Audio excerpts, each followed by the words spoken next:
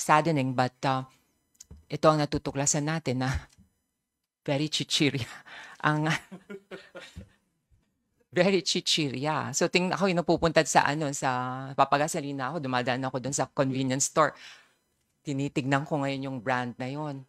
Tapos pag ako yung nag-o-order ng aking mga sayman, naalala ko tuloy, sabi ko, my God, how creative in that sense. But really, this is no laughing matter. I guess it was the most imprudent decision. Kung ito ang dinesisyon nila na basta pumirma ka lang dyan, lusot na yan. Wrong. Lumalabas ang katotohanan. Bahala na po ang prosecutor's office kung magfa-file ito ng charges. So, ang implications nga nun is simple. Sheer logic would tell you na kung walang Mary Grace Piatos, lahat ng dokumentong pinirmahan ni Mary Grace Piatos ay huwad at hindi makatotohanan. And in the bigger scheme of things, kung merong ganyang irregularity, siguro kailangan pa natin suriin yung mga ibang dokumento na nag-justify ng mga expenses incurred by the Office of the Vice President.